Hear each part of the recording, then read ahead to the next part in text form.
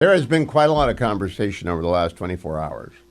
And during my preparation by listening to podcasts from Dan Senor on Call Me Back or the commentary podcasters and others about Donald Trump's speech in Riyadh. And frankly, I did not listen to it the way they listened to it, didn't hear it the way they heard it. I heard it quite simply as a reiteration of what was known as the Powell Doctrine forever. Named for Colin Powell. If you go to my X account, you'll see that I asked my handy AI assistant to find Powell Doctrine, and it spit out the definition, and I put that over on X. And the Powell Doctrine is quite, very much in keeping with what Donald Trump said yesterday. I want to remind you what he said yesterday in his speech in Saudi Arabia. Cut number 1. Before our eyes, a new generation of leaders is transcending the ancient conflicts of tired divisions of the past and forging a future where the Middle East is defined by commerce, not chaos, where it exports technology, not terrorism, and where people of different nations, religions, and creeds are building cities together, not bombing each other out of existence. We don't want that.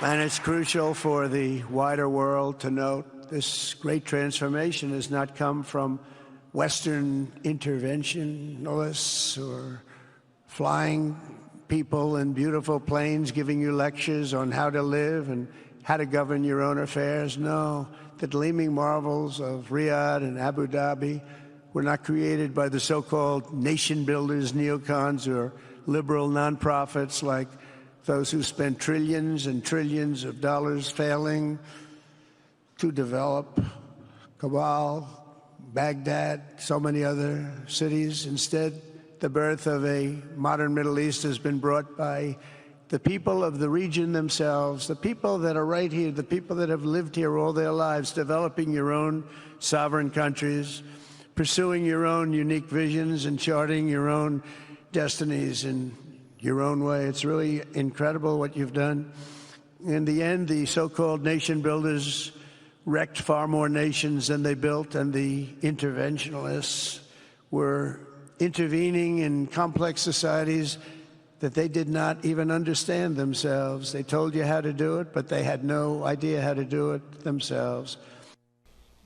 So what President Trump is talking about, obviously, he mentions the neocons, probably Paul Wolfowitz, part of W's first administration and the Iraq War and the Afghanistan War. And our intervention in the former was voluntary and the latter was necessary. And at the time that the invasion of Iraq took place, first invasion of Iraq, it was thought necessary because of the belief, widespread, sincerely held, that they had WMD and we couldn't afford that. He went on to say, cut number 2.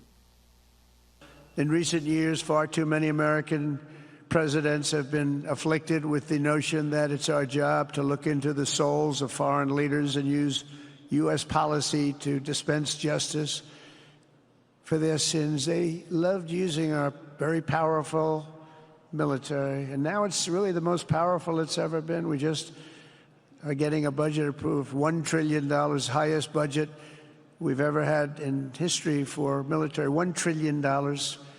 And we're getting the greatest missiles, the greatest weapons. And, you know, I hate to do it, but you have to do it because we believe in peace through strength. You have to have the strength, otherwise bad things could happen. But hopefully we'll never have to use any of those weapons. Seems to be an awfully big waste of money if you're never going to use them, but hopefully we'll never have to use them because the destructive power of some of those weapons are like nobody's seen before. I believe it is God's job to sit in judgment, my job to defend America, and to promote the fundamental interest of stability, prosperity, and peace. That's what I really want to do. Now, those two quotes include a shot at neocons and a shot at George W. Bush. Look into the eyes. The second President Bush famously said he'd looked into the eyes of Vladimir Putin, thought he saw a good man. Dick Cheney told me he thought he saw a KGB colonel. Every American president since W has tried to work with Putin, and Putin can't be worked with. An evil guy, just a tyrant. Xi Jinping, maybe we can work with him, probably not. Evil guy, probably just a Leninist killer, don't know. But I do not read that shot at nation building. That's really at Paul Bremer and a very bad policy following the invasion of Iraq that really lacked a policy. The quick de-Baathification, the disbanding of the Iraqi army, the chaos that ruled in the absence of sufficient military strength, and the lack of a plan for Afghanistan or a plan for an exit. Now, Biden and Obama is in this list of people who got things wrong, too. It's not just W. Everybody gets stuff wrong. So I see this as a return to the Powell Doctrine, and I want to read that summary. I don't know if it's Grok or what AI machine is on my phone, but I asked, Powell Doctrine, set of guiding principles for the U.S. military interventions, was developed by General Colin Powell in the late 1980s, in the early 1990s, the first Bush, late Reagan, early Bush, largely influenced by his experiences during Vietnam War and the Gulf War. It emphasizes using military force only as a last resort, with clear and attainable objectives, overwhelming force, strong public and international support. Key elements of the Powell Doctrine include last resort, you don't use it until you have to, clear objectives, got to be well-defined, understood, achievable, overwhelming force, meaning you're going hard and fast, strong support in the international community, an exit strategy, a risk assessment, and intervention should be justified by a vital national security interest.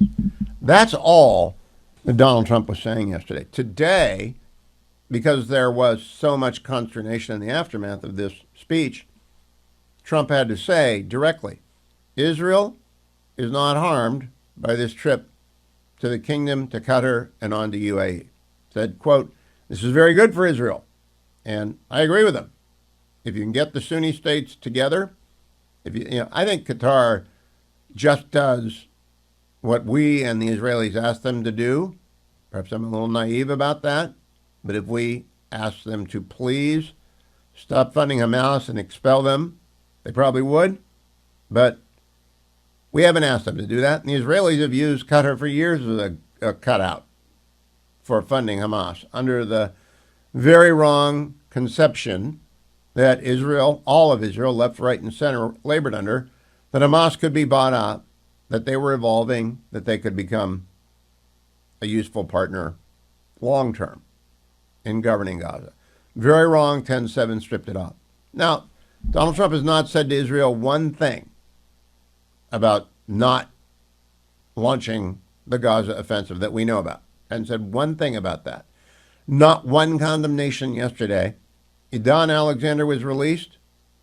Hours later, the Israeli Air Force bombed the suspected site of Mohammed Sinwar, the last leader left standing in Hamas, hit him with 9 different waves of bombs to make sure he was dead, then dead again and dead a third time. No criticism from us. And if Israel launches the offensive when President Trump returns from UAE to the United States, there will be no criticism. I think Donald Trump and Bibi Netanyahu are on the same team 100% of the time. And those who are looking, they didn't consult on the Houthi deal. We actually don't know that. And nor should we expect that. That somehow there's daylight, I don't see it.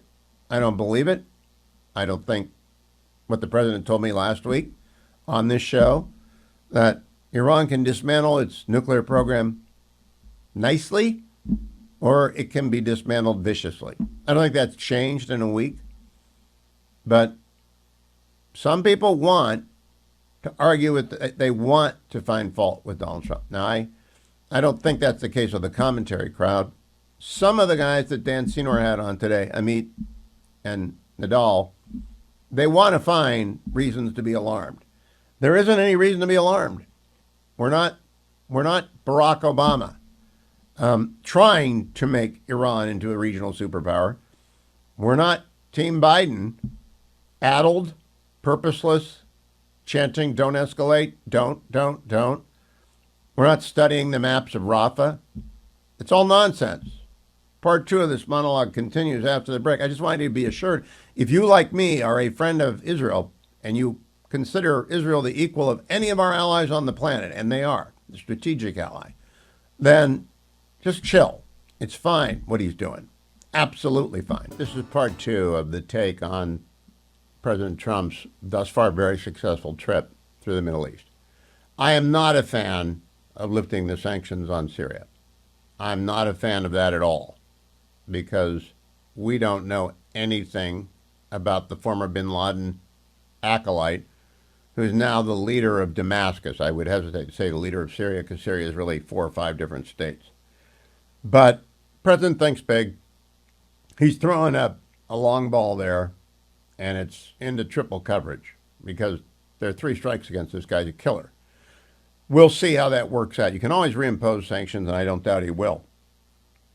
But what President Trump said at the Gulf Cooperation Council yesterday late matters a lot. Cut number 7. As I said in my address last night, the Gulf nations are at the forefront of creating a stable, peaceful, and prosperous Middle East. And I have to say that I've seen such progress.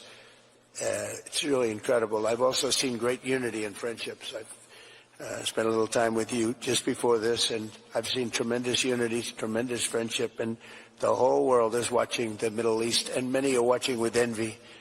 You have something very special going on. Incredible opportunities are within reach for this region. If we can simply stop the aggression from a small group of pretty bad actors. The Biden administration created havoc and bedlam by basically being incompetent, but by empowering Iran and its proxies, sending them billions and billions of dollars, senselessly. I couldn't believe it to watch.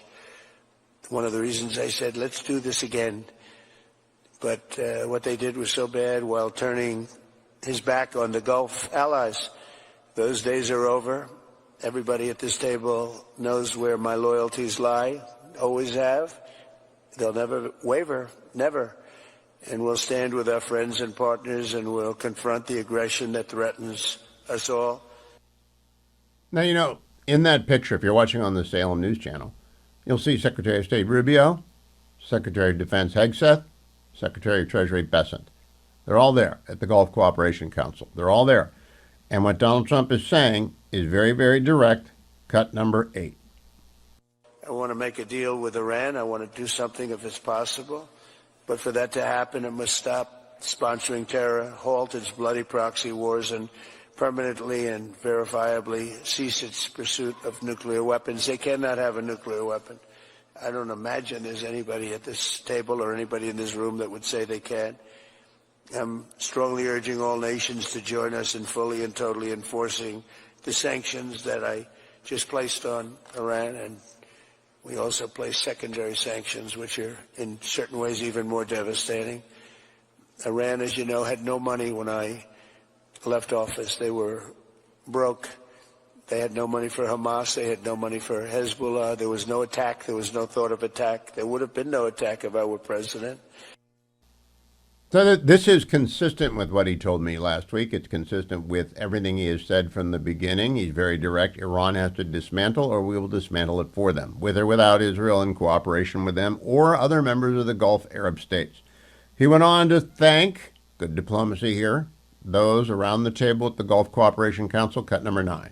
In Gaza, my administration shares the hope of so many in this region for future of safety and dignity of the Palestinian people. But that cannot happen as long as Gaza's leaders take delight in raping, torturing, and murdering innocent people. Can't have it. I greatly appreciate the constructive role that the leaders in this room have played in trying to bring the terrible conflict to an end, including by helping secure the release of American hostage Edan Alexander. It was a big day yesterday, a very important day. I was told just before I left that they were going to be releasing Edan. We thought Edan was dead 3 weeks ago. They said Edan was no longer living. And it was a very, very good thing. Ultimately, all hostages of all nationalities must be released as a stepping stone to peace, and I think it's going to be happening. A lot of things are happening. A lot of very positive. It's so important to listen closely to this as you did to yesterday, because it said Iran has got to stop the terror. They don't get a nuclear program. Everybody agrees with me. Release all the hostages as a stepping stone to peace. That's a precondition to peace. He's saying it to their faces. He is being very blunt and brusque with them. And he also wants to say thank you, because there's some people in there that have been very helpful to. He reminded everyone about the Abraham Accords, cut number 11. At the end of my first term, all of the momentum in this region was toward peace. I especially want to thank and congratulate the United Arab Emirates and Bahrain for their vision and courage in signing the historic Abraham Accords. It was something that's a very big thing. I believe we would have had it filled out had the election been called fairly, which it wasn't. It was a rigged election. I hope that in the near future we can continue that progress. We have a mandate from the American people, the likes of which people haven't seen for 129 years. They say it was the most consequential election in America in 129 years. So that sounds like a long time, so we'll take that. But in the future, we'll continue that progress by adding more countries to the Abraham Accords. We have 4, and I think they're going to be filling up very rapidly. Now, you see, a lot of people are going to get hung up on the rigged election. I think Joe Biden won the election in 2020. The president disagrees. We've had that conversation. I'm not hung up on that. I'm hung up on the next 4 years. And what he's saying is the Abraham Accords were great. Thank you, UAE. Thank you, Bahrain. And to the other signatories, I believe Morocco and Sudan. And he's saying we need more people, and we want more people. That would be Kuwait. That would be Iraq. Most important of all, the kingdom. And he is looking ahead. Cut number 10. But this is a once-in-a-generation opportunity to forge a Lebanon that is prosperous and at peace with its neighbors. And I think things can really happen there. All right, that's a good sign. That's a good thing. He also said on Air Force One later, en route to Qatar, that he had a good shot with the killer who's running Syria, cut number 14. How did you find the Syrian president? Right. I think very good. Young, attractive guy, tough guy. You know, strong pass. Very strong pass fighter. Does that worry But you? he's got a real shot at pulling it together. All right, so he's giving this guy more credit than I would, and he's going faster than I would, but I'm not Donald Trump. Donald Trump does things differently outside of the conventional approach to everything, and he gets stuff done like the Abraham Accords. So to everyone who's parsing every word, chill out. He did not change his message on Iran. He has not said a word about Israel other than this is very good for Israel. There's no daylight there. Our allies in the region are coming closer together, not further apart, and the Iran choice is still the Iran choice. It's a very good trip. He's doing very good things for America. Chill if you think he's doing something. You're wrong if you think he's separating himself from Israel. He's not. And as he said on this program last week, no better friend to Israel than Donald Trump in the Oval Office. And I believe that. I hope you do too. Just opening up my Relief Factor because I need it. There it is in my hand. If you're watching on the Salem News Channel, time for Relief Factor. I'll tell you why. Because I've been grading exams all morning, but I got up and did 5 miles and then went to a lunch and then got back in time for the program. Busy day. Early start. Grading exam, never fun. You sit in the same place. Grade. Then you get up, do 5 miles, come back, shower, go to lunch with an old friend, a professor at the University of Maine Law School, and turn around, come back, grade, prep, do the show. That's Relief Factor. That's why I take Relief Factor every single day. The only supplement I've taken for 20 years. I've been taking it daily for 10 years because Relief Factor works. Yeah, I'm glad they sponsor the studio. I'm glad it's the Relief Factor Studio North, the Relief Factor Studio Beltway, and the Relief Factor Studio in the West. I love it. Great product. I recommend it to you. I take it. I don't even entertain requests from other supplement people to take their supplements. I don't, and never have. Doubt that I ever will. but I take Relief Factor because it works. You get your miles in, feel great about yourself. Call 1-800, the number 4, and the word relief. 1-800-4-RELIEF. Or go to their website. Find the starter pack, $19.95. Order it. ReliefFactor.com. ReliefFactor.com. Also want to tell you about, because I've been doing it now, we're 3 and 2, but some of you are in the car at lunchtime on the West Coast. BestHotGrill.com. For dads and grads. Mother's Day's in the rearview mirror. If you didn't get Mama Grill, bad on you. But you can still get Dad or Granddad a grill. The best grill made in America. The Solaire Infrared Grill. And it's the best grill anywhere, actually. It will heat to 1,000 degrees in 3 minutes. They come in all shapes and sizes.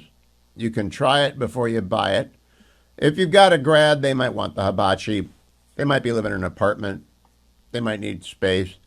But if you got Dad and you want to say, really, thank you, Dad, that's BestHotGrill.com. Our friend, Rhett and Irene, they support Dwayne's World. They support me. They're supporters of all things good and true, but most important, their product is fabulous.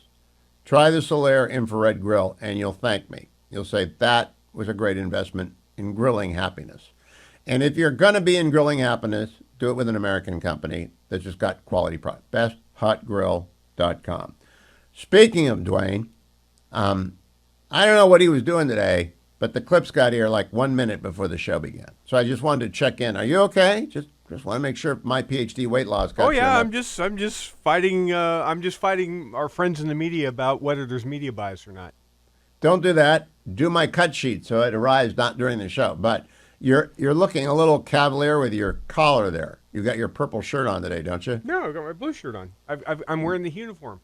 Okay, well, the uniform usually has a tie. I'll be on special report tonight. You can watch and see I'm not it. going to be a I'll take it special off. report, so I don't need a tie.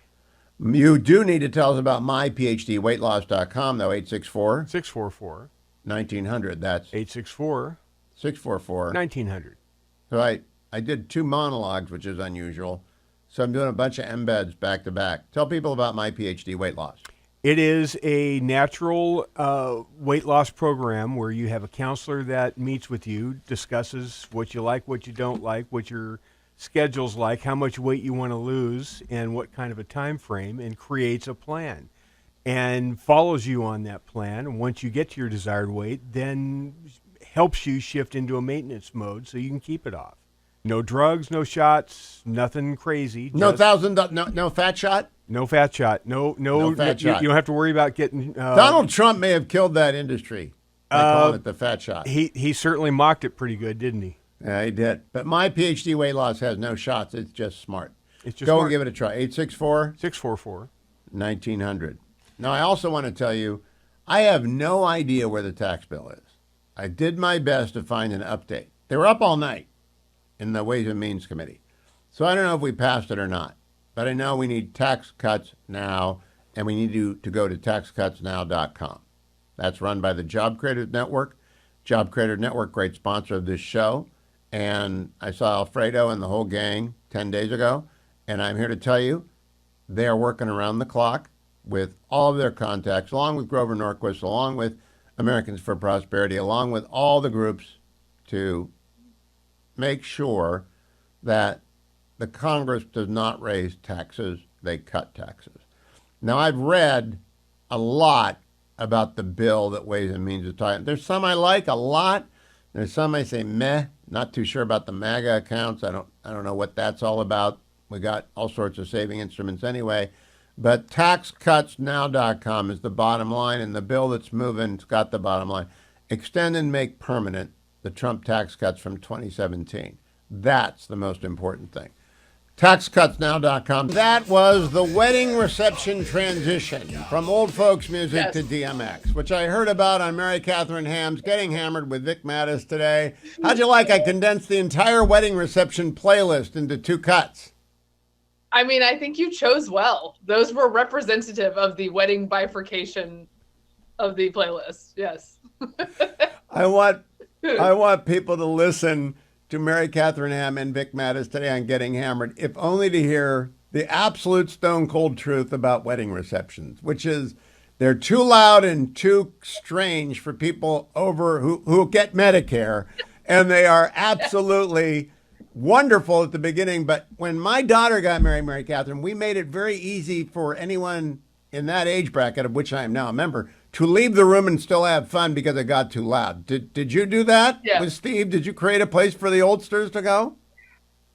I don't think there was really a place, but we were on a beach, so you could just wander off and have peace relatively close by if you wanted to. But and I do think there was a fairly good mix of like Motown and older music to include those folks. And then we did shift later in the night to more modern stuff. Well, you know, I still wonder if your mom and dad listen to Getting Hammered because you did the old lady talk stuff again today, and they're going to object to you pretty soon, bringing up calling yourself old because that puts us in the museum.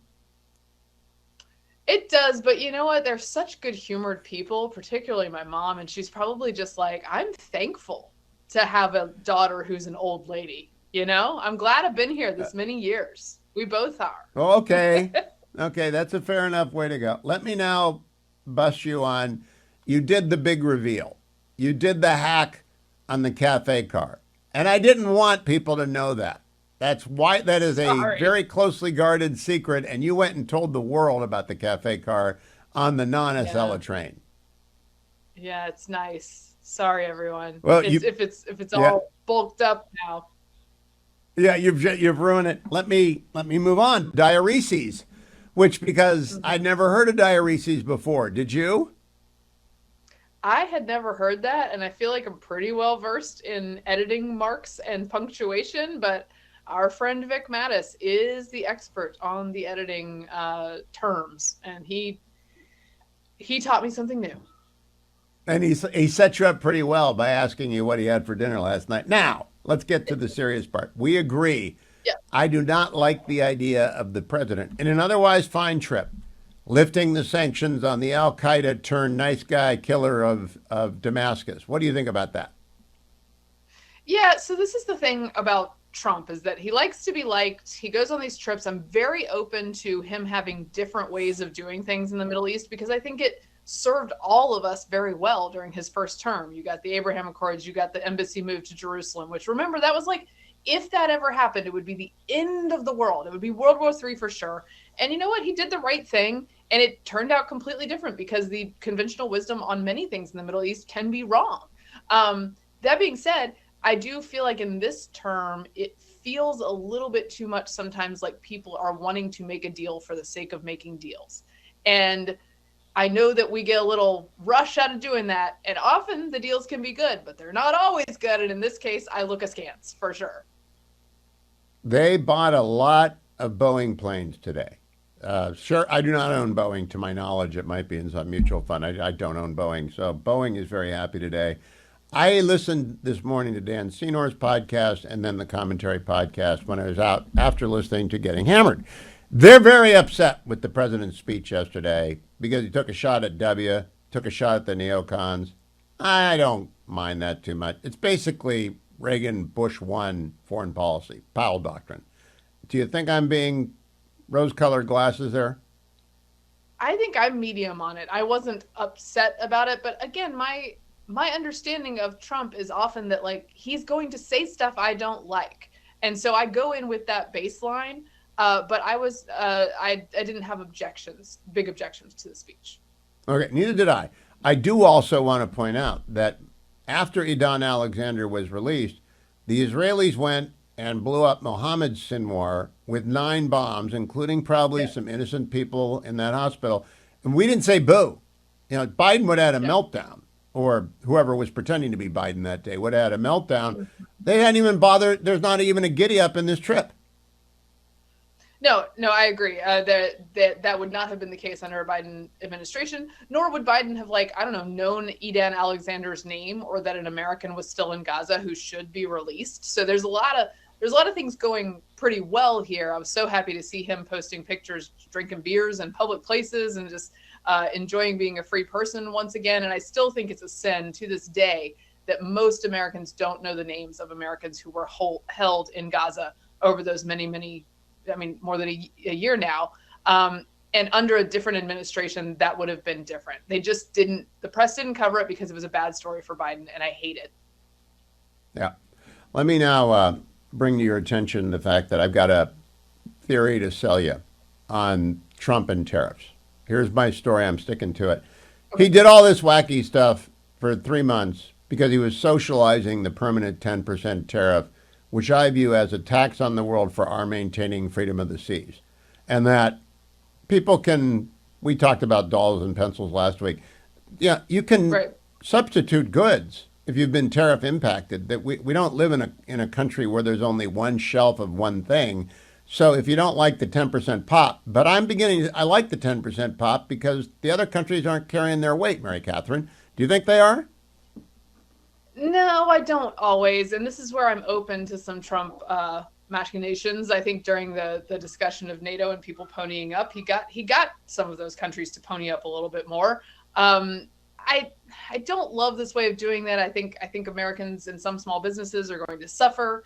But he has a way of, yes, you're right, of playing an expectations game where he says, I'm going to do a trade war with the whole world. And then when you get relief from that with one deal, two deals, a little back off with China, because it turns out that we like to trade with each other, everybody goes, oh, okay, this is much better. This is much better. This is okay. And actually, this is why he doesn't respond to political gravity in the same way that others do, because he sets expectations wildly. And 10%. Back in. 10% is now great. With Mary Catherine, the discussion of how Joe Biden handed the presidency to Donald Trump, the New Yorker excerpt of Jake Tapper and Alex Thompson's brand new book called Original Sin. I am of a mixed view of this whole thing because I think we've got audio of me in 2022 saying, that man's infirm. I think you were doing the same. This should not be a story, right? We all knew. Right. We all knew. Yeah.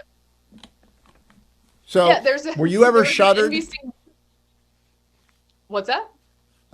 Were you ever shut down on air for bringing up the infirmity of Joe Biden? No, but honestly, I was probably too polite about it. The Brit Humes of the world were better about it, but I would say it, and then by the time that it was more obvious and more dire. Either my former outlet would not cover it, or I wasn't on air at that point. But look, this is like we're reaching ludicrous levels when the NBC Nightly News is doing a segment about other journalists having noticed the thing that 80% of Americans noticed 3 or 4 years ago.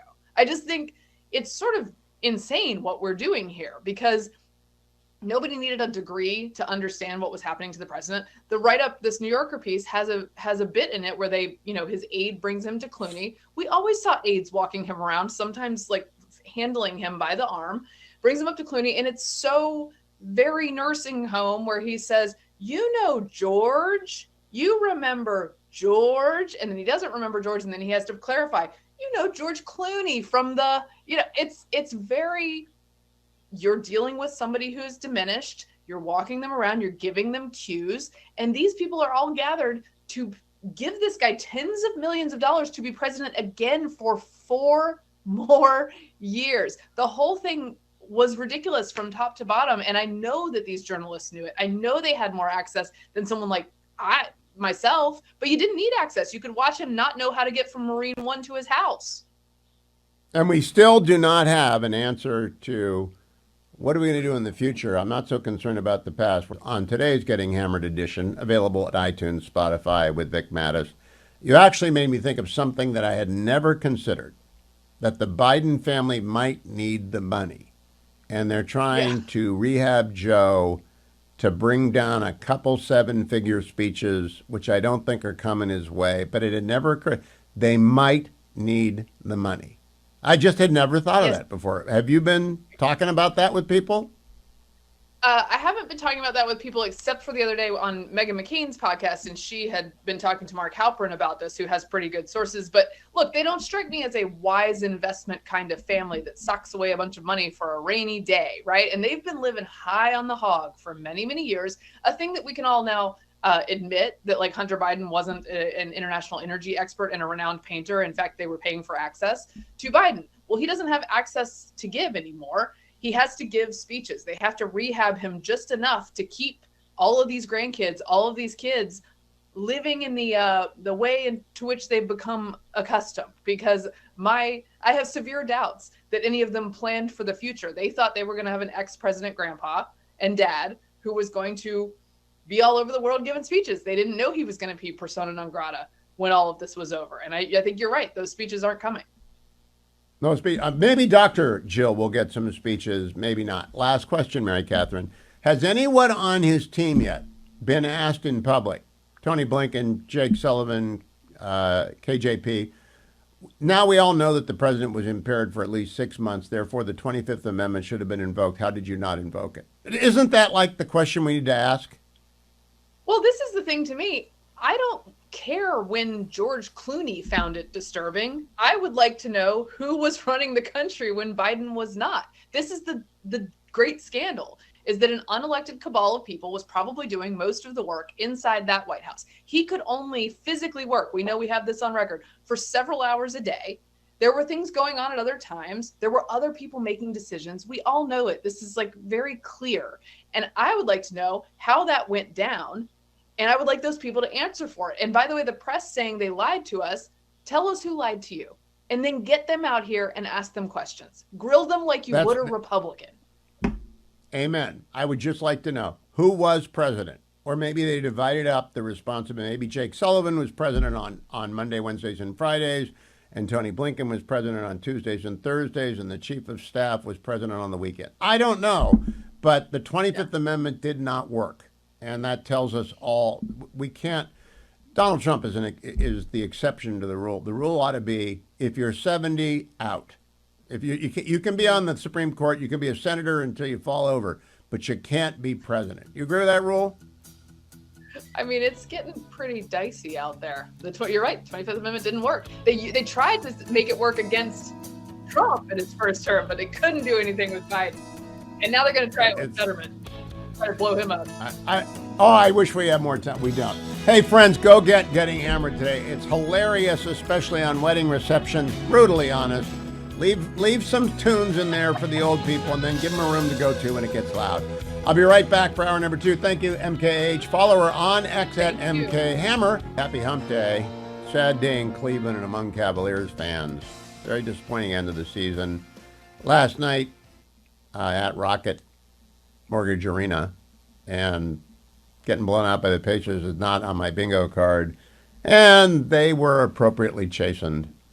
Got to go back and work at it. The good news is they're at the beginning of their runway, not at the end. Everybody's under contract. Everybody's coming back. Maybe they'll make some moves, but don't. They won 64 games. They got to get older, get more experience. They will. They'll be better next year. Meanwhile, the Guardians won, so that's good. Markets closed. Let me do the market update brought to you by AmericanFederal.com. If you're buying or selling gold, do it with American Federal, because Nick Grovich and his team has been doing it for 42 plus years. They got to tell me when it's 43 years. I don't know when the anniversary date is. But 42 years of straightforward, honest dealing in precious metals. If you're a collector, sure, you can call them. But that's not what they're trying to sell you. They're not doing memorial coins and collectible coins, and they're not upselling you. They're in the gold business, and they buy and sell gold. So if you want to buy gold on an everyday basis or on a monthly basis or quarterly basis or annual basis, I'm in that last category, do it with Nick, because it's very transparent, very straightforward. You send him the money, he sends you the gold. Now, gold had a bad day on the market today. Now, I'm an investor in gold. I'm not a trader, so I don't care. It's probably never going to leave the safety deposit box until after I've left this planet for heaven. It is $3,183 an ounce today, down 2%. So if you're waiting to buy the dip, which is just, you can never figure out when the dip's coming, today's the day. Now, it was a mixed market today. Dow down 0.21 points. The S&P 500 up 0.1%. NASDAQ booming along, up 0.72%, as I think a lot of this investment that President Trump is announcing from Saudi Arabia and the Gulf Cooperation Council and Qatar, UAE tomorrow, I think a lot of this investment is going into defense. So a defense mutual fund, I got one of those, I'm happy. And because I don't know which defense company to buy. And a lot of it is going into AI and big tech, those kinds of people. So I think that's why that market is up. But I'm no specialist. I just report what the markets did, and then I tell you, if you're going to buy gold, do it with American Federal and Nick Rovich. Their phone number is 1-800-221-7694. 1-800-221-7694. Do it today if you're going to buy gold with Nick Rovich and his team. I'm looking for the Qatar dinner speech or toast, presser actually, Donald Trump in Qatar, cut number 15. Thank you very much. And this has been a very interesting couple of hours. We discussed the world. We discussed Russia and Ukraine, where you've been a tremendous help in so many different ways. We certainly discussed Iran, where it's been really an interesting situation. I have a feeling it's going to work out. I think it's going to work. It's got to work out one way or the other. We know it's going to work out. But you were of great help, and other things. But in particular, trade. The trade is the. Kelly's telling me from Boeing that's the largest order of jets in the history of Boeing. That's pretty good, and that's 140. Was that a 140 or 160? Well, yeah, but you're right. It's actually 200, including the 40, so it's over $200 billion. But 160 in terms of the jets. That's fantastic. So that's a record, Kelly, and congratulations to Boeing. Get those planes out there. Get them out there. But I just want to thank you. We've been friends for a long time, long before politics. Well, for you it was politics. For me it wasn't, right? But we've been friends for a long time, and this is an outstanding man. He's a great man, and we're going to help each other. The United States is in a very strong position militarily. We have the best equipment anywhere in the world. You're buying a lot of that equipment, actually, and I think we're going to see some of it in action tomorrow. At the we won't call it an air fair, but it's going to be sort of an air fair. We're going to be shown a display that's going to be incredible. They have the latest and the greatest. So you get the picture. President's doing business on behalf of American defense contractors, and he's getting the Gulf nations to buy from us and not from anybody else, including France, which is turning into Vichy. France again by beating up on Israel all the time. But he said one way or the other it's going to get resolved with Iran. I mean, every time, every day, everywhere he brings up Iran, he says two choices, one way or the other. Dismantle it nicely with our inspectors watching, or we will dismantle it viciously with this remarkable military that we have. Clear message. I'm sure he told the Emir that. I'm sure he will tell MBZ that tomorrow in UAE. And they're all going to be clapping, and they don't want to say anything publicly. They don't want to fight with Iran without us leading the way. But they're all on our same time. Now, Air Force One took off after that. There was a gaggle, cut number 13. Donald Trump doing Donald Trump. What happens on Thursday if President Putin doesn't show up in Turkey for the talks with Ukraine? What will you do? Well, I don't know if he's showing up. I know he would like me to be there. And that's a possibility. If we could end the war, I'd be thinking about that. Now, tomorrow, we're all booked out. You understand that? We're all set. But you move. He goes. UAE tomorrow. And so we have a very full situation. Now, that doesn't mean I wouldn't do it to save a lot of lives and come back. But, yeah, I think they're thinking about something. I don't know that he would be there if I'm not there. We're going to find out. Marco's going. And Marco's been very effective. That is Donald Trump on the fly, literally and figuratively.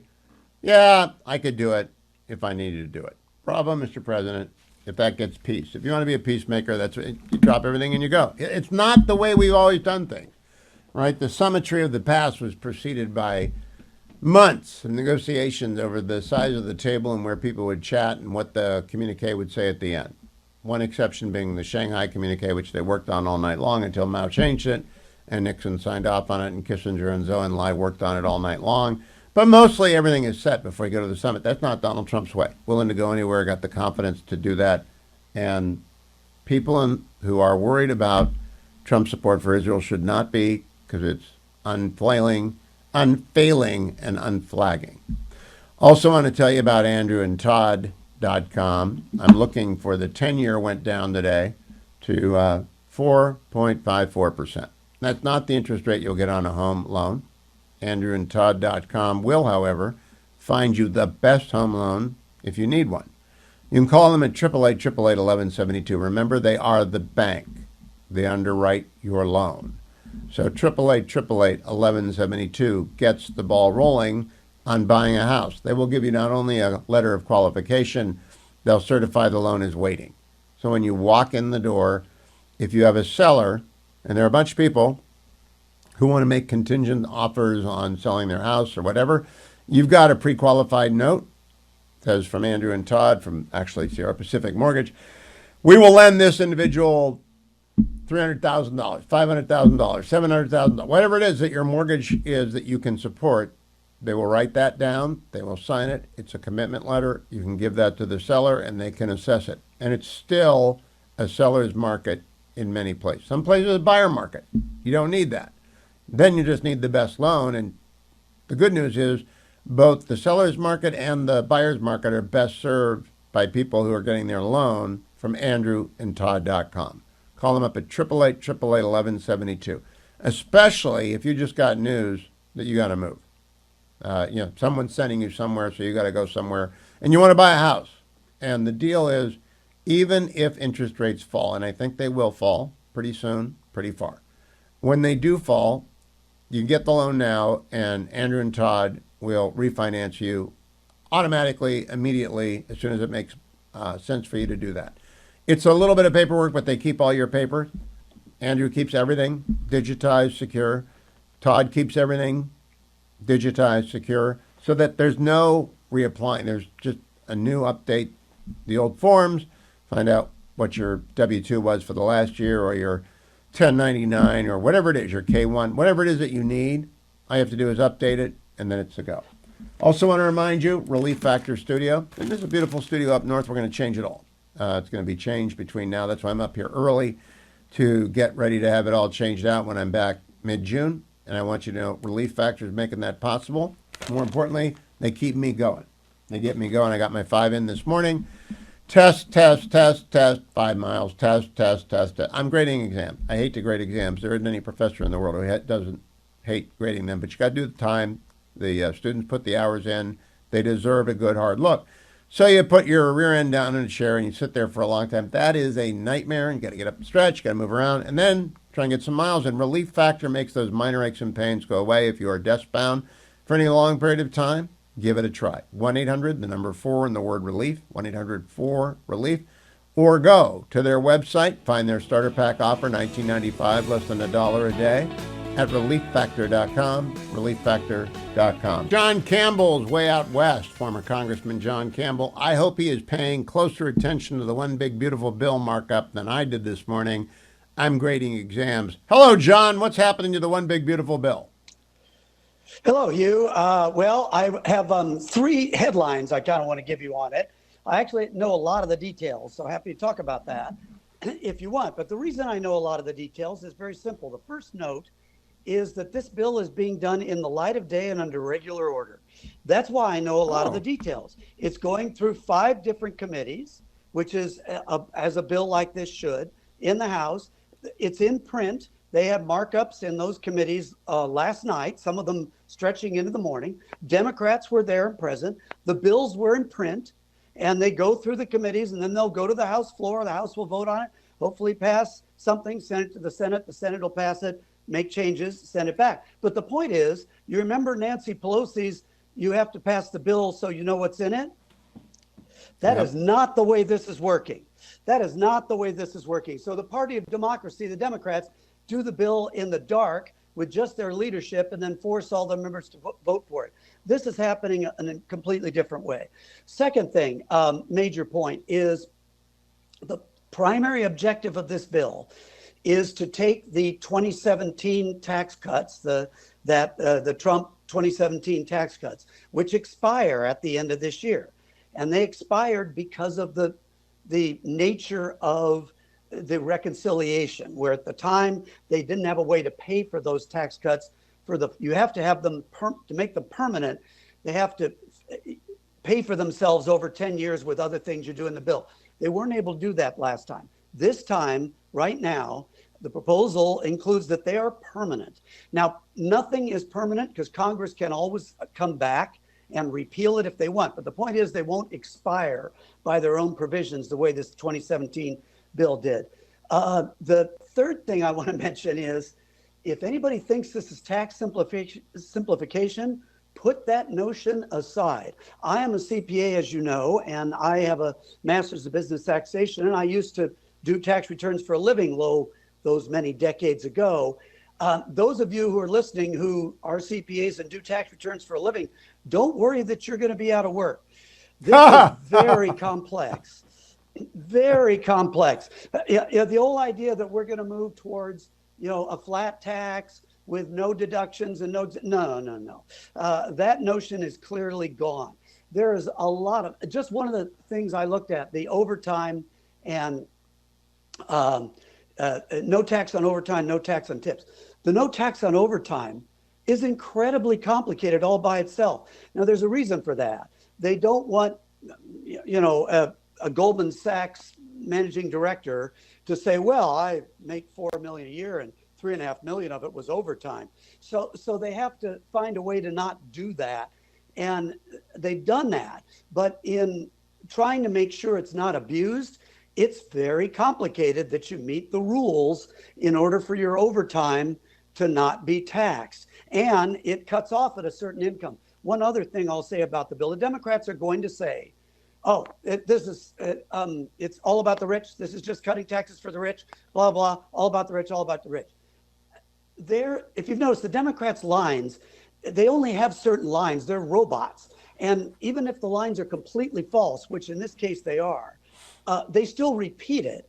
And their friends in the media will repeat it as though it's true. By extending these tax cuts, you're not cutting anybody's taxes below what they are. You're just keeping the taxes from going up.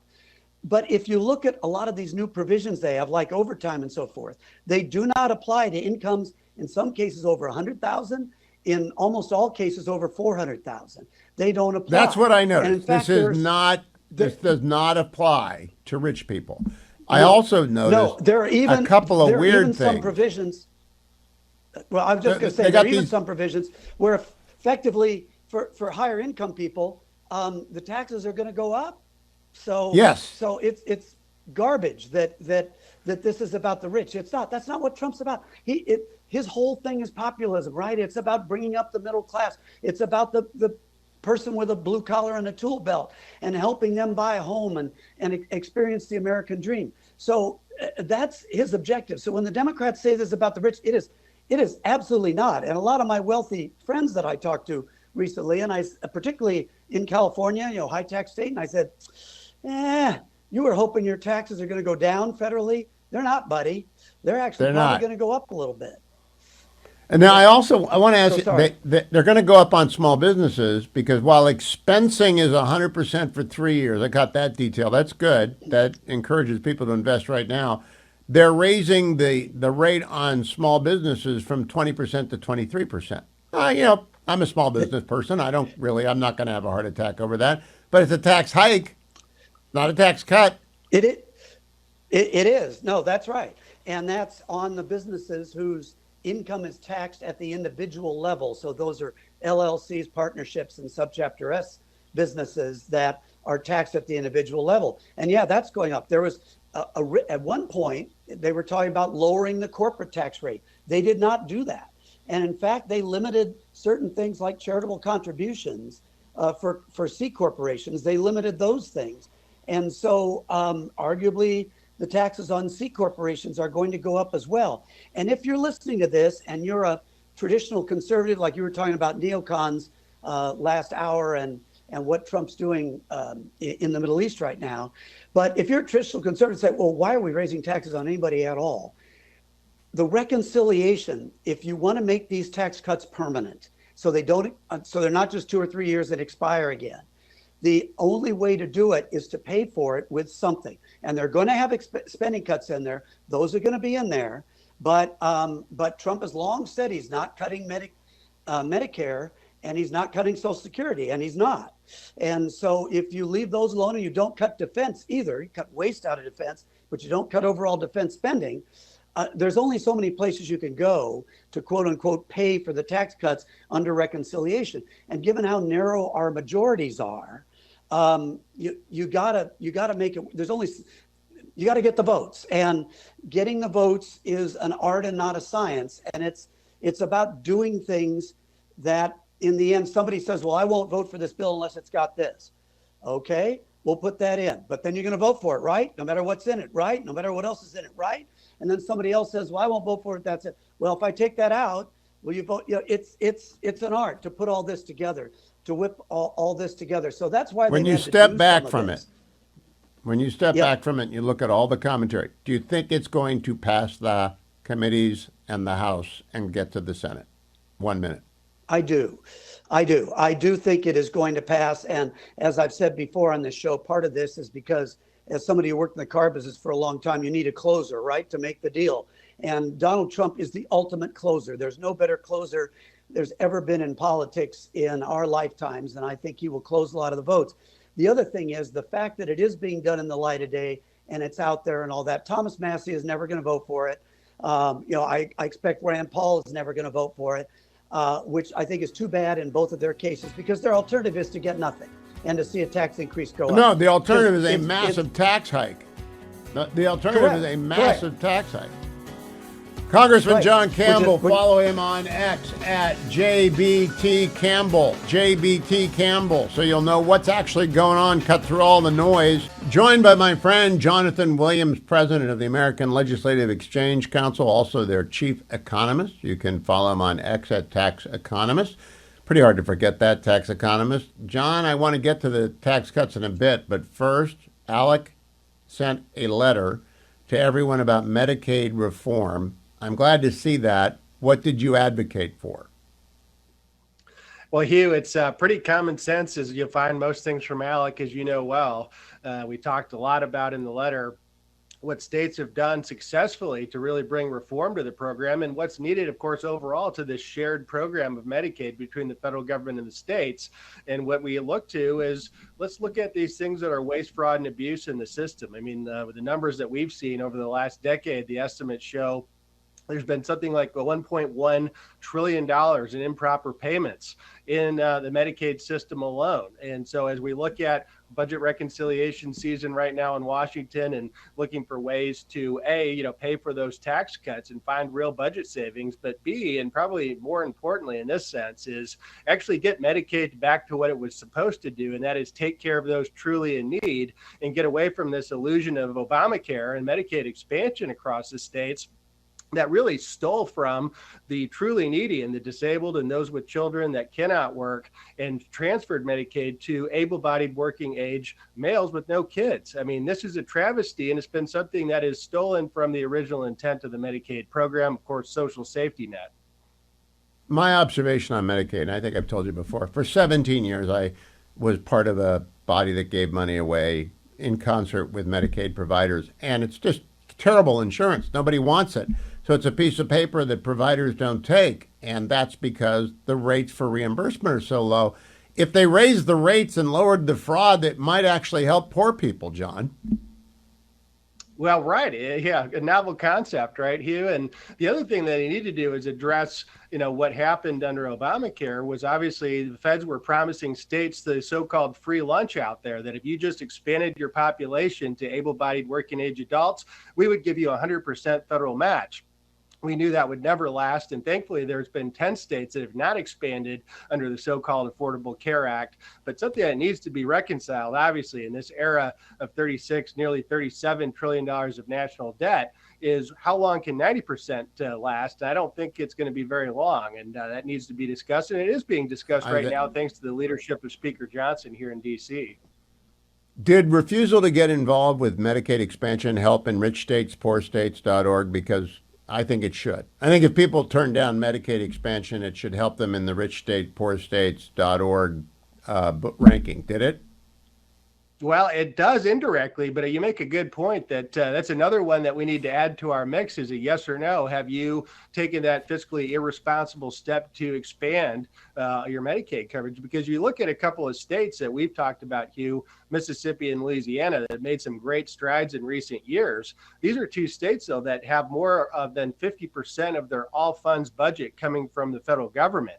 And they were states that, in Louisiana's case, John Bel Edwards, the Democrat there, expanded Medicaid, and that was one of the reasons why. So that absolutely factors in terms of the overall debt picture for a state. Now, we'll look at that next year. Now, talk to me about the Tax Cuts and Job Act of 2017. I just talked to John Campbell about it. He didn't know that the chief economist for ALEC.org was coming up. How did you look at markup yesterday? Good, bad, indifferent? Oh, I think it was a positive step in the right direction. Chairman Jason Smith, a great ALEC alum from his time as ALEC chair in Missouri back in the day, I think did what he needed to do and get the ball across the finish line. I mean, I think did exactly what they needed to do and extend all the important provisions. Obviously, one of the big sticking points will be the so-called SALT deduction. We've talked about that many times, Hugh. But you did the right thing. I think what you saw what Chairman Smith did is extend the lower rates, look at that small business treatment, and do things that will keep us out of a recession if these tax cuts are not renewed by the end of this year. Faster. That's all I want to say is faster. Let's do one celebratory dance for Texas, Jonathan. Texas is going to go up next year if you add in education freedom because they passed education freedom. Bravo, Texas. Boy, this is a big one. And isn't everything bigger in Texas, Hugh? This is a $1 billion education freedom package, and kudos to Lieutenant Governor Dan Patrick and Speaker Burrows and Senator Creighton and Chairman Buckley and the whole ALEC Texas delegation. This is a big victory for nearly all 6 million public school students that will be eligible under this package. It's a game changer. Number 16, I think New Hampshire's working on number 17 for education freedom, but it's a major victory for ALEC and our Education Freedom Alliance, and more importantly, the parents and men and women across the state of Texas. I'll tell you, this is going to really shake up the rankings next year in richstatespoorstates.org. Go and order it. Find out what Jonathan has cooked up for you this year at richstatespoorstates.org. Jonathan Williams can be followed on X at Tax Economist, president of ALEC.org. Thank you, Jonathan. Standing by for Selena Zito, but I want to remind you while I have the opportunity, taxcutsnow.com, taxcutsnow.com. It's run by our sponsor and our friends at Job Creators Network. It is really putting a lot of attention and spotlight on every member of the Republican caucus to encourage them to meet in the middle and get the tax cuts extended and made permanent and do so quickly. The Job Creators Network has been just always on this, never, ever departing from it, saying again and again and again, uncertainty kills economies. Let's get the Tax Jobs Cuts Act extended and made permanent and do it now. Find out more at taxcutsnow.com. That's taxcutsnow.com. Joined now by Selena Zito, and you can follow Selena at X at Zito Selena. You can pre-order her book, Butler, which comes out in July over at Amazon right now, so you don't have to wait around come July. Selena, I just read your Creator Syndicate piece on what Mike Rowe is doing now and about Black Horse Forge. How did you come up with that one? Well, I'm a big fan of Mike Rowe, mainly because in a state like Pennsylvania and your home state of Ohio, the majority of people are not have college degrees, and a lot of them work in the trades. And so that's how I was connected with him, because he's constantly talking about steering young people towards the trades, whether it's through high school shop and or seeking a trade or apprenticeship after high school. And so he started this new show, and it's really fantastic. And the first episode, not the first episode, is about a mom who, through her struggles of addiction and getting her children back out of foster care. The second show is about this forger and the work that he's doing to help veterans recovering from PTSD. And it's really cool. It's in Maryland or Virginia, Fredericksburg, Virginia, and it was just a fun story to do. Now, I was unaware that Mike Rowe's Facebook show had been canceled. I thought it was ubiquitous and everybody liked it. You brought me up to speed. So this is not on Facebook. People You Should Know is on YouTube. Is that where it is? Yeah, it's onto YouTube. It's free. You just go to Mike Rowe's YouTube page, and it is worth the 23 minutes. It's just an extraordinary, uplifting show. And these are people that you want in your community, that you want in your neighborhood, that you want to aspire to be like. And he does an extraordinary job of being a great storyteller. Well, he's very good on TV. How did you connect with Mike Rowe to begin with? He's a very much in demand personality. A lot of people want him to run for office because he has that winsome, ordinary guy around the corner air about him. How'd you connect with him?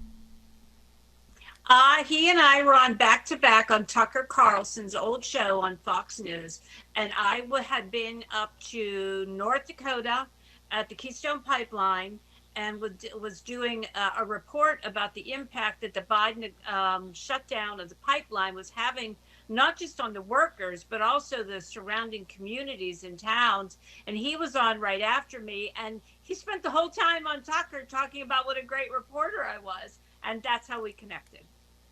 Well, that's very good. I have not yet watched People You Should Know, but I love the title and I love the piece that you've written. You know, Selena, you kind of amaze me. I don't know how many columns you turn out a week. I do 2 or 3 a week, and that's my limit. Ray Price used to say, the late, great Ray Price, people who do 3 column a week are beyond the limit for him. How do you do it? If I thought about it, I wouldn't be able to do it. How does that make sense? That's how I write. I'm on deadline. I got to turn out. So what shall I write about? And then turn it out. That's what I do. But I only do it twice a week. Yeah, and I'm always on the road. I was up in Michigan this last week interviewing Mike Rogers. I went out to Bucks County, and that story hasn't come up yet, with Ruben Gallego from Arizona, the U.S. Senator, who went out there to try to appeal to disaffected, unhappy Democrats. And I have an interview with the Secretary of Agriculture coming up this week, Brooke Rollins. And I did a great story. I hope everybody reads it, about Chris LaCivita, who I know it makes you crazy. Oh, I loved it. It's my favorite story. And he's a Steelers fan, but we'll forgive him for that because he's a political genius. What is Ruben Gallego doing in Pennsylvania? Is he running for president? I don't know. I think they're trying to figure out their message. It was a DNC sponsored event. I got the feeling after talking to voters beforehand that Democrats just haven't quite figured out what the message should be. What you see on cable news is sort of this Jasmine Crockett kind of, smart talking, street talking, trying to sound tough. Or projecting that kind of attitude, and it's not really what voters are looking for. And it's also Democratic voters are not wanting someone that says Trump bad. That's our position. Democratic voters in Bucks County told. I was with the president was on last week, and we talked about AOC, and I think AOC is going to be their nominee because they're in that cycle. You can remember McGovern. I can remember McGovern. Yeah. After they lose a close one, they're traumatized, and they go left. And this time when they go left, they end up with AOC, Gallegos, David Hogg, who's probably going to get tossed out of his job, and Jasmine Crockett. It doesn't work going left. They need to go to Shapiro and Fetterman. Well, they do need to. They don't understand. Here's the problem. They don't understand why they lost. They also don't understand what the majority of their voters are. They think their voters are the people that scream the loudest on social media, cable news. That's not their voters. It's not their voters. Their voters are pretty much the Democrats you find in Bucks County. And they do not want this screaming. They definitely told me they want more bipartisanship. They love the way these voters love the relationship between McCormick and Fetterman. Not that they agree on everything, probably only 10% of the things they agree on, but they have a normal working relationship and shown a willingness to listen. So if you love stuff like that, follow Selena on X at Zito Selena, sign up for everything she does at her website, which is the reverse, SelenaZito.com. Thank you, Selena. I want you to write down my phone number here at the show, because next hour I'm going to just take calls. I will talk with Sarah Bedford on the latest on the tax cut bill. She's from the Washington Examiner. I'll catch up with her. But I want to know what you think about Donald Trump in the Middle East. My phone number here is 1-800-520-1234. I only want supporters of Israel to call. If you don't like Israel, just take a pass. I don't want to talk to you anyway. I'm a big supporter of Israel, and I think they're doing well on this. Now, this morning they intercepted a Houthi missile. Yesterday, the Houthis sent 2 missiles at Israel, so that's 3 missiles in 2 days. Israel has given notice in Yemen, clear out of the ports. So the Israeli Air Force is going back, and they're going to blow up the other ports, because the Houthis don't learn, and they do not care about their own people. They're doing Iran's dirty work, and Israel's going to hit back. And you know what? The United States will not say a word. But this is not Joe Biden or Tony Blinken and Jake Sullivan. This is Donald Trump, and he tells Benjamin Netanyahu, you do what you have to do. The Houthis aren't shooting at our ships. I'm glad that's a development. But I am not worried about Trump and Israel, not in the least. But I want to know if you are. 1-800-520-1234. Not a big fan of shaking hands with the Al-Qaeda guy who's running Syria now, or Damascus. He's not really running Syria. Israel's running some suburbs of Damascus all the way over to the Golan Heights. The Kurds have got western Syria. Turkey controls northern Syria, and this Al-Qaeda guy has got Damascus and some of the seaside. That's okay. I'm not suggesting go to war or anything like that. Trump met with him. That's okay, too. Trump meets with everybody. But the president lifted sanctions, and maybe we wanted a little bit more from him. But you can always put sanctions back on. I'm just skeptical. But 1-800-520-1234. But I don't want to talk to Israeli haters. I don't want to talk to Israeli supporters about whether or not they're worried about this. 1-800-520-1234. Let me also tell you about Consumer Cellular. Now, I have made a switch to Consumer Cellular, and so can you. 1-800-411-4454. If you're watching on the Salem News Channel, we'll throw that number up there. 1-800-411-4454. I'm getting better about memorizing it. Their offer on my show this month is that if you make the switch, and it's pretty easy to do, it'll take you a minute, and you'll do one button push. You'll be talking to a real live person in America about making the switch. 2 lines, $60 a month. The second month is free. You make the switch and use my name, Hugh, H-U-G-H. You can do that online as well at consumercellular.com. The key thing is that's for unlimited data users. If you don't use a lot of data, they got small data. They got 5 gig plans and 10 gig plans. They got plans for your budget. They got plans for your life. Their target audience is 50 years and older, because a lot of people who are 50 years and older don't use all that much data. So they don't need unlimited data. But if you want 2 lines, unlimited data, keep your number, keep your contacts, keep your message, keep it all. Get a new device. Call Consumer Cellular at 1-800-411-4454 or go to consumercellular.org, consumercellular.com, consumercellular.com/Hugh. Get that second month for free. I'm going to do something this hour, which is talk to you on the phone if you're a supporter of Israel. My number is 1-800-520-1234. 1-800-520-1234. I listened to a bunch of podcasts today, as I always do when I'm doing my trundling. And Commentary Podcast, best podcast in America, I think. I listen to it every day. Dan Senor's Call Me Back, terrific today. They had Nadal and Amit on with Dan talking about the president's Middle East trip. And so these are 7 voices who are supporters of Israel, more or less concerned about this trip. And I don't get it. Trump is repeating the Powell Doctrine updated to make it really the Trump Doctrine, which is don't mess around with us or our friends, simply put. But they're big supporters of Israel, and they're afraid of daylight between America and Israel. I don't see that, but what do you see? Let's start with Dennis in Chino Hills. Hi, Dennis. You're on the Hugh Hewitt Show. What do you think? Hugh, and nice talking with you, and enjoy your radio program and your time of day that you're on. No. And I see you on Fox, and I like what you have to say on Fox. But as far as Trump, he's the great deal maker. When you see what the man has done in the Middle East, you can't even imagine the power that he has.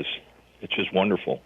But what about? Are you worried about Israel? I'm not worried about Israel. And I said, if you're a supporter of Israel, call me up. Are you worried about that?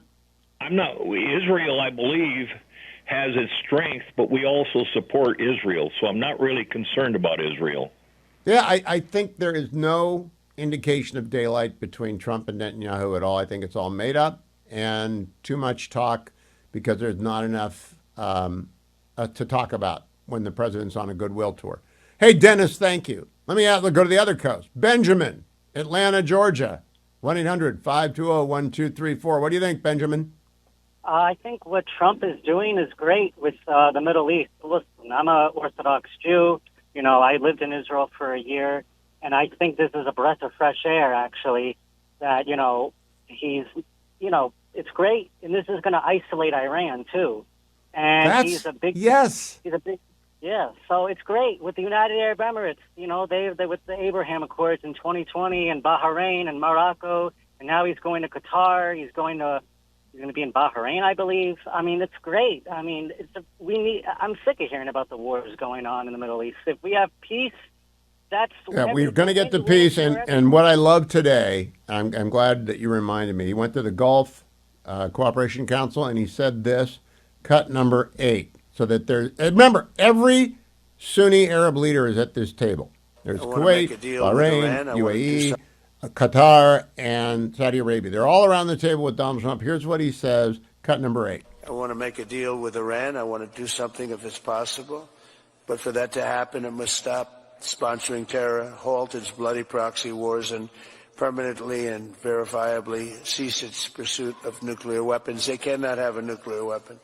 I don't know. All right, so Benjamin, that's blunt talk to the Arab leaders, right? Yeah, I think listen. He's isolating Iran, which is good, and I think they're going to come to the table hopefully one day. And it's needed. Like, this is why I voted for him. I voted for him because he knows how to negotiate. He knows how to make deals, and that's what half the country wants that. Actually, I think the majority of the country wants that. They want robust peace through strength. Thank you, Benjamin. Mitchell, St. Paul, Minnesota. How are you, Mitchell? Yeah, I support Israel, and I'm a U.S. citizen, and I think that Trump is doing what's best for the United States, and when he does what's best for the United States, it's the best for Israel. That's the way it works. And it's good for him to have relations with those Sunni Arab countries, because then he has influence with them.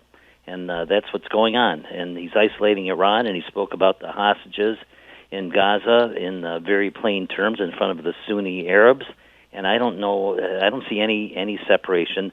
Israel has to do what's best for Israel, and the United States has to do what's best for the United States. And I point out, they bounced the rubble on top of Mohammed Sinwar yesterday, and we didn't say boo.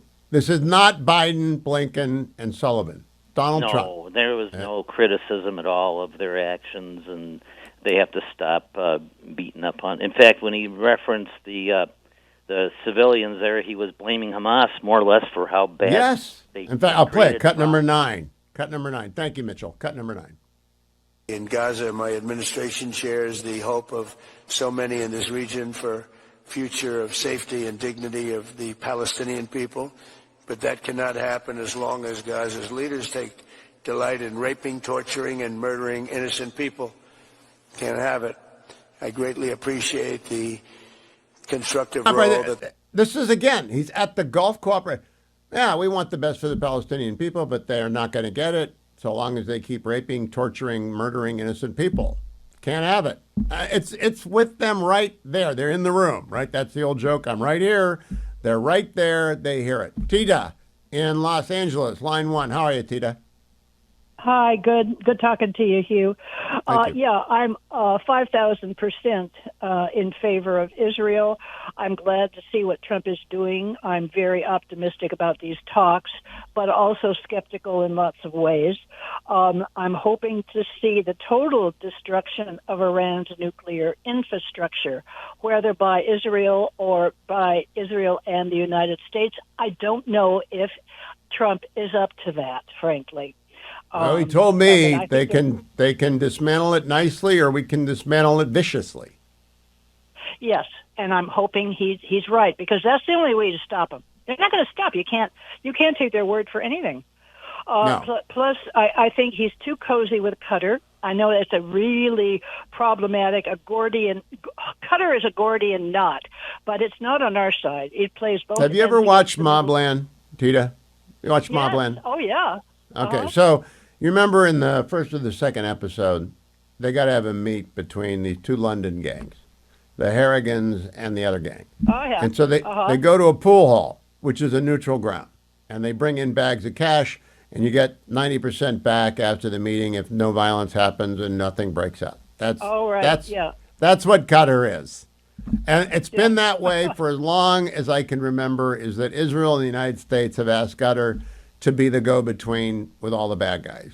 And they've done it. And so if we tell them not to do it, they won't do it. But they've always done. That's my understanding. They are a pain in the neck for their Sunni ally cousins in the Gulf. But they actually were the bank for Hamas. And I think Israel wanted it that way. Not anymore, but that's what they wanted. And now we'll see what happens. The president, I'm sure, is talking to the emir behind closed doors. Tita, thank you. I want to go to Todd in Atlanta. Hi, Todd. Hi, Hugh. Thanks for taking my call. I trust the president completely, but it's the apocalyptic eschatology of the mullahs in Tehran, and exterminating Israel is a religious sacrament to them. And I think that they are just trying to get as much time as possible to carry out their diabolical ends. I agree with that. However, an Israeli explained to me, they love their fanatical eschatology, but they also love hanging on to power, and the Shia project of centuries in the making. They're not going to, there's a chance they'll dismantle peacefully, because if they believe Trump's going to bring the B-2s and Israel's going to bounce the rubble, they're going to get dismantling fever in a hurry. But they got to believe it. Right? They never believed it with Biden or Obama. They never, nor would I have believed it. There was no threat there that was real. Yeah, I agree with you. I mean, Trump found Obama's red line in Syria, and he blew up the Russian jets that were on top of it. So, he means business. So that's definitely something that gives me a great deal of comfort.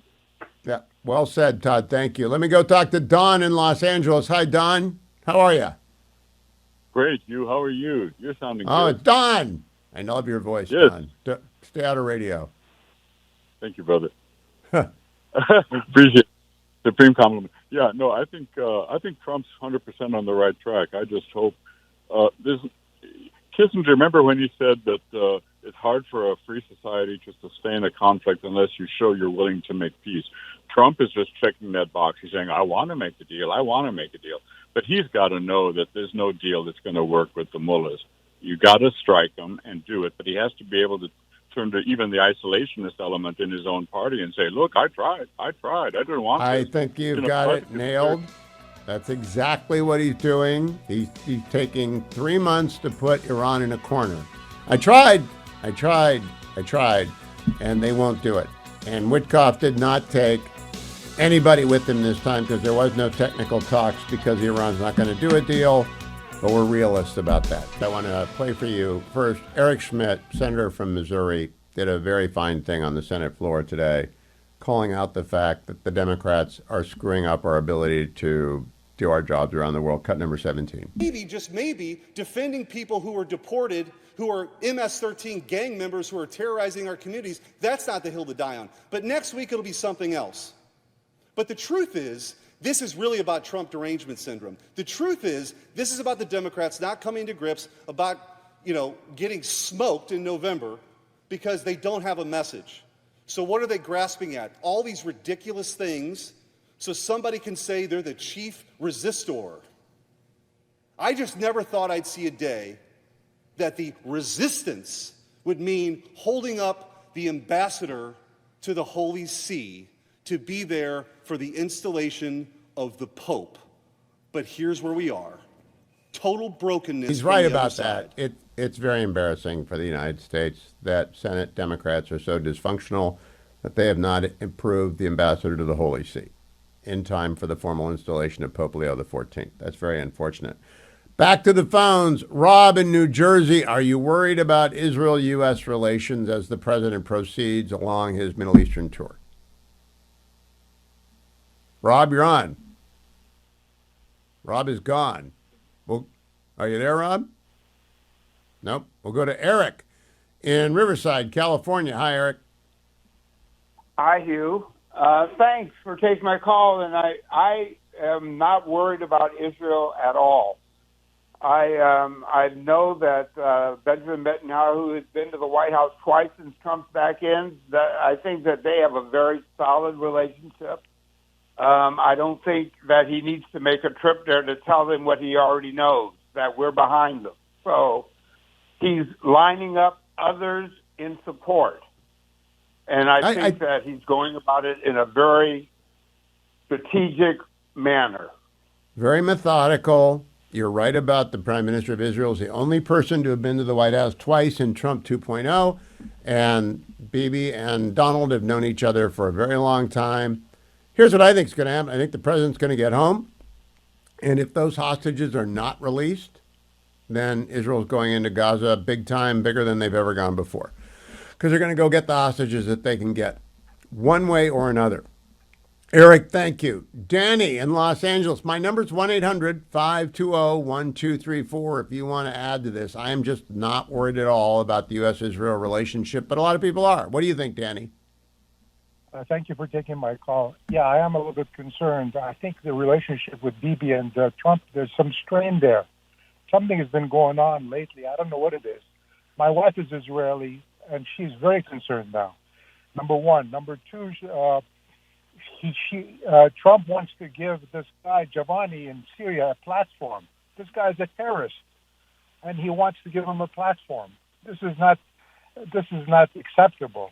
Number three, I don't really understand. I mean, he negotiated the release of one hostage, which I know was American, but why not the rest of them at the same time? I think something is going on, and I don't know what's going on exactly, but there's some strain between Bibi and Trump. What are you basing the strain between Netanyahu and Trump on? I really don't see any evidence of that at all anywhere. Well, lately there hasn't been much going on between them. Something happened behind the scenes that we're not aware of. Do you know what? Sometimes it's the dog that didn't bark that you pay attention to. They crushed Mohammed Sinwar yesterday. 9 different bombs onto the same site to make sure he was dead. Then they bounced the rubble. That occurred during the trip because there was a strategic opportunity. Hours after Idan Alexander was released, not a word of criticism from anyone in America. Not one word. Okay, well, but that was done by Israel. Why give this Giovanni guy a platform? He wants to. Well, I look. I'm not thrilled with that, but that's how Trump rolls. He goes to North Korea. He says Kim Jong Un, here, let's do some. I don't like that either. But you know what? That he'll meet with anyone, and you can put sanctions back on. So he's doing carrots with the terrorist in Damascus, probably because the terrorist is a wholly owned subsidiary of Erdogan. I don't know, but I do assume that he is not. I don't have to like that. I don't think Israel likes that either. But that isn't a sign of daylight between Israel. Until we criticize Israel, I really don't think we ought to say Trump's got a problem with Netanyahu because there's just no evidence of that. But Danny, appreciate your concern. Thanks for the call. Marilyn in Connecticut. What do you say, Marilyn? Hi, Hugh. Yes, I would just like to say I'm not worried at all, and I believe that God's hand is on Trump in all of this because we are supporters of Israel, and we will support them because God is for them. And if things get too hot, too rough, I would not be surprised if God would continue to intervene like he did with the assassination attempt, and that Israel will come out on top in time. Well, that's an old-fashioned evangelical approach to is. Israel, which is do not It raise is. your hand against Israel. I'm just a NatSec guy. I just believe that our most strategic ally, the equal of the most strategic ally in the world, is Israel. You might also count France and Britain because they're also nuclear powers, and Israel's a nuclear power, and they're our strategic ally. And I don't see any daylight. I really don't. And if I do, well, my faith is strong, and I trust Trump, and he's a smart dude, and so far, so good. I agree. Thank you so much, Marilyn. Let me talk with Larry in Cerritos, California. Hi, Larry. Listening on KCal? What do we call it out there?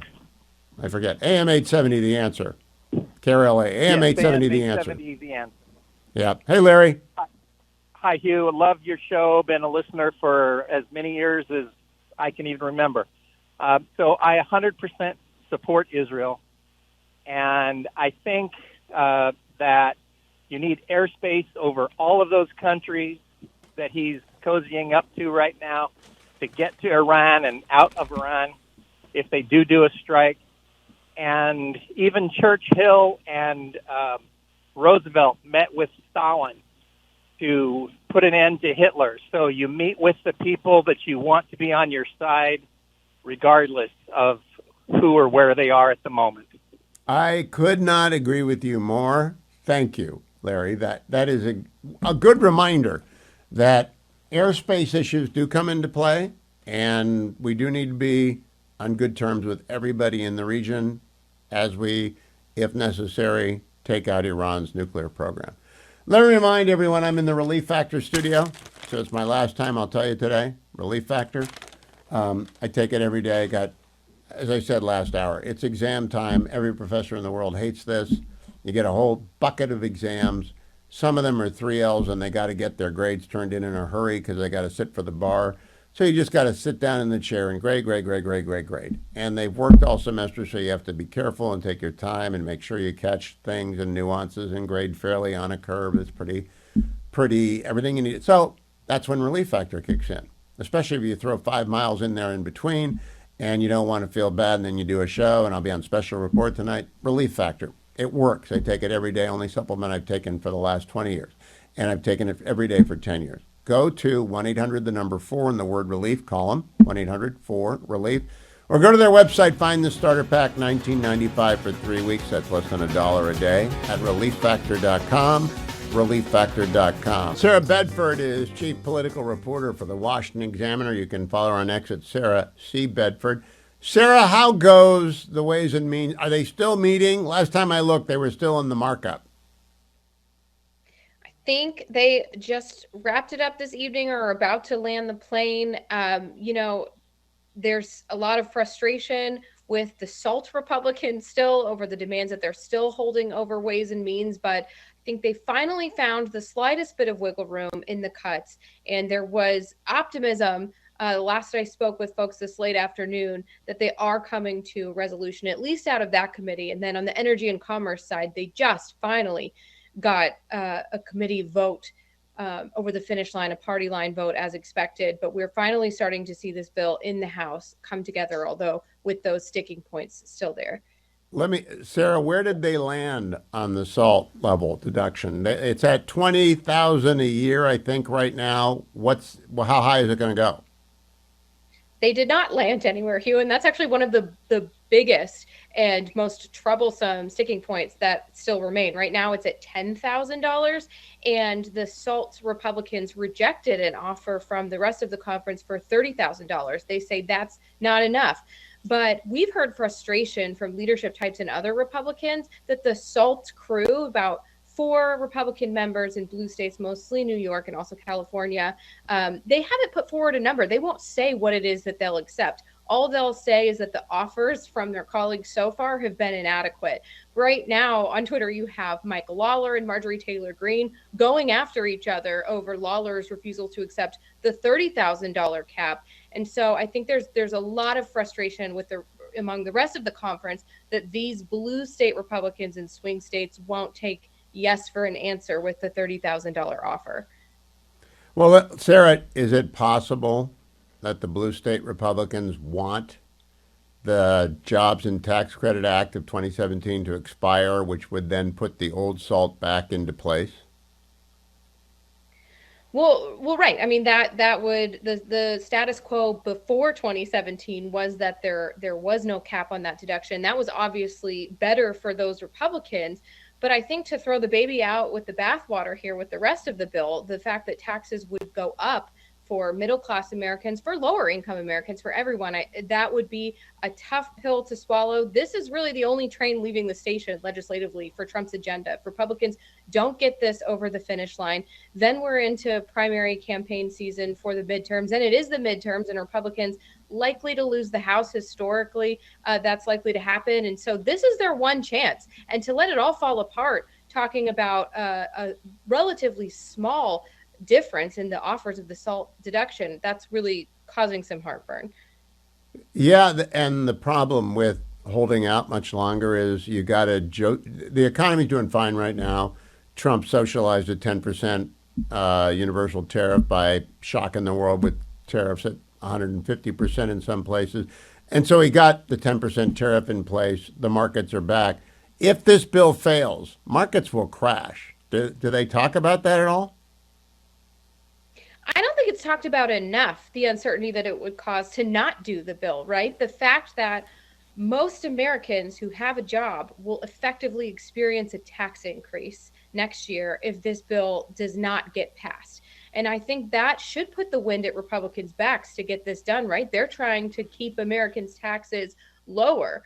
That was the concern of Senate Republicans. And you're still hearing that from some Senate Republicans, by the way. You still had Ron Johnson out there today saying, why are we doing one big, beautiful bill? Let's do some separate bills, which is something that Republicans litigated months ago. But that's why you had some Republicans saying, let's not do this all at once, because getting those tax cuts over the finish line was so important for the economy and for Republican constituents that some Republicans didn't want to risk it by trying to throw everything into one basket. Yeah, but they did. So that's where we are. And now it sounds to me like 30,000 it's 10,000 right now. Yeah, I don't follow this close enough. 10,000 right now, and the offer on the table is 30. Yes, and they're still negotiating. So now that Ways and Means is done, the leadership is saying in the House, they're saying that there's about $50 billion more of wiggle room, and the SALT Republicans want it all. There's no other changes that could be made to any other part of the tax bill. They're saying all of that money should go to getting us a bigger cap. And Republicans are frustrated with that because, you know, now that the stuff is through committees and it's going to the Senate, the lobbyists are going to descend on the text of this bill. Everyone's going to be asking for a carve out. And to save all of that $50 billion just for the SALT cap, some other Republicans off the committee and outside of this little SALT crew are saying that's not really fair, and it's not really necessary because the people who are asking for needing this deduction are high-income earners in blue states.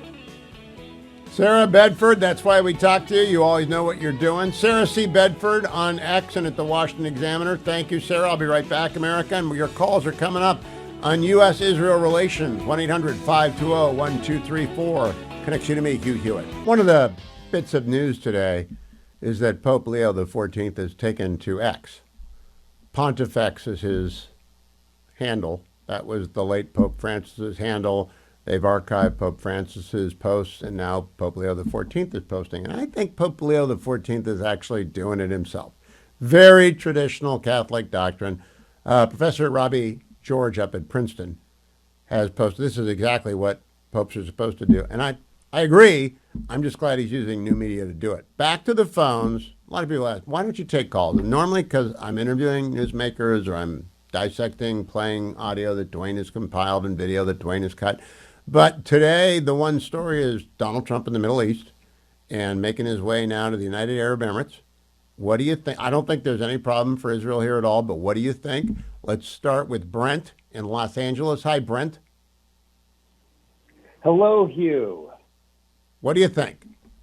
Yeah, as a Jew, I see President Trump's global MAGA traveling show as the greatest reality show of all time. And I keep blessing President Trump And I bet God is saying amen.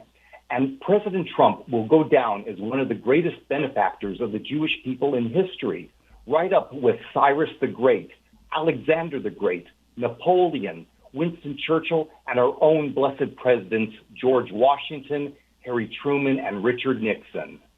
All right. Well said, Brent, and precise, too. That's quite a list. Well said. Thank you. Bud in Daytona Beach, Florida. So glad to have a Daytona Beacher on. Listening on WBOB, I'll bet. AM 600, 101.1 FM. That channel doesn't reach this far. I have to listen to you on the internet. Oh, I'm sorry. You need to move to Jacksonville then. I have two concerns or two things that might be a factor in the relationship. The first one is the minor one, and that could be that Netanyahu and friends of Israel might wonder if Trump will make a bad deal. Let's put that one to a side. The real serious question is timing. I think that Netanyahu and Israel, and myself included, are impatient to get to a resolution on this for several reasons. One, as this drags out, it drags out the resolution in Gaza. As this drags out, it gives Iran more time to make a bomb. Who's to say in 10 days from now, Iran doesn't announce that it has it? So I think the concern, probably any friction between Netanyahu and the president, is primarily timing. And I think Netanyahu sees it more, the time is more critical than Mr. Trump does. Now, that's all speculation, and I would agree if that were the case, that would be real. But that's speculation, right, Bud? That's it. That's my concern. It's a concern because my concern is that we not get rolled by the perfectos at this game of slow rolling the Iranian mullahs. But I don't think Donald Trump gets rolled. And at 60% enrichment, that still requires 3 months. They haven't got a warhead delivery system yet. If we bounce their caves with bunker busters, it'll collapse it might collapse the regime. They're playing with fire if they don't remember Donald Trump hitting Syria. He draws a red line. He means a red line. Everyone, and not everyone, half of his base, half of his electorate will turn on him if Iran emerges with a nuke. That's reality. He's wagered a lot of his presidency on saying again and again they can't have a nuke. A lot of it. Hey, Bud, thank you. George in Los Angeles, what do you say, George? Hello, George. Hi, Hugh. I'm here. Sorry about that. First of all, I'm really glad you're back and you got a good slot, man, finally. Well, I like morning drive in the East, but I miss my L.A. friends. 3 a.m., Hugh?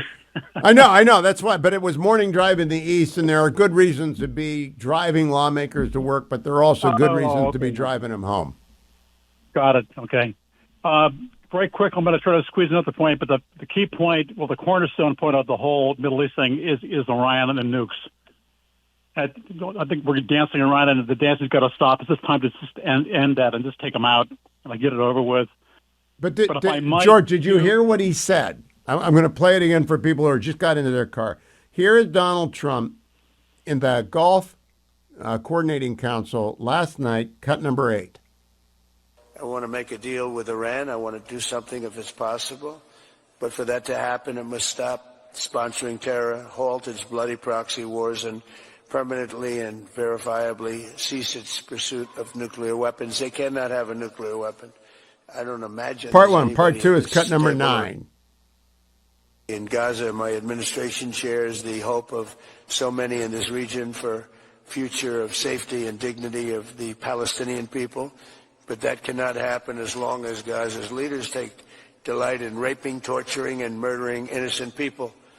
Can't have it. George, he's appreciate talking to the leaders of every Sunni Arab state saying, yeah, we like the Palestinians, but we're not going to deal with Hamas. And by the way, Iran can't have a nuclear weapon. He's doing it. They're in the room. They're right there at the table. Isn't that pretty definitive? I think it's very good. Don't get me wrong, Hugh, but I still think that it's, to some degree, if it goes on like that, it's going to sound like fluff. And you're saying if he doesn't follow through. Yeah, you're saying if he doesn't follow through. Very rapidly follow through. Well, I do think there is a time limit. I believe he gave them 3 months, right, when they began negotiations, and I think we're out of time. And I think this is the wind. We don't even know what's being said behind closed doors. This is the wind-up to the pitch, and Iran knows it. I agree. Yeah. All right, George, Hugh, be well. May I Oh, go ahead. May I just say Go ahead. something very else, really very quickly, please? Sure. Okay. This is a whole different topic. Just give me like 30 seconds, please. Go ahead. I'm sure you're probably tracking that mega port down in Peru that Chinese Communist Party started building back in 2019. This is a critical national security breach, and I've been sending out emails around the planet to senators and other people and the Defense Department and stuff. Well, why isn't anybody even talking about it? The only reason why I can think of that nobody's talking about it because maybe they're cooking up some kind of a deal, but that port has to end. That's like the port on the Namibian coast as well. Belt and Road, they're trying to put a noose around our neck. They're trying to get both ends of the Panama Canal, and you're right about Peru, and you're right about Namibia, though I brought up Namibia. I do think people are talking about it, George. They may not be talking about it in public, but they are talking about it. George, thank you. I hope that we will have more good news tomorrow to talk about everything that went right on this trip. He goes to the United Arab Emirates and talks with MBZ, who's sort of the senior statesman of the Sunni Arab world. And MBZ is smart, and UAE is little Sparta. And they've always been with us, and they're a very good ally. I'm glad he's ending his Middle Eastern tour there.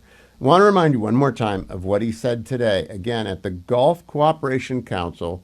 That's where all the Sunni Gulf nations gather, and he was very, very specific with them on Iran, cut number 8. I want to make a deal with Iran. I want to do something if it's possible.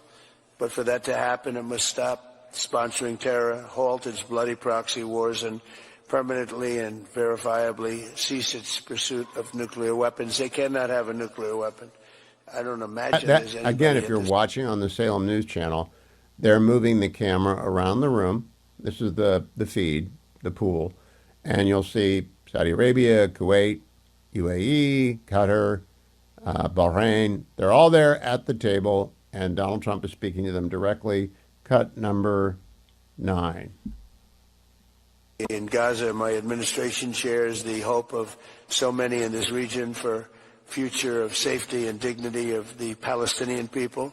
But that cannot happen as long as Gaza's leaders take delight in raping, torturing, and murdering innocent people. Can't have it.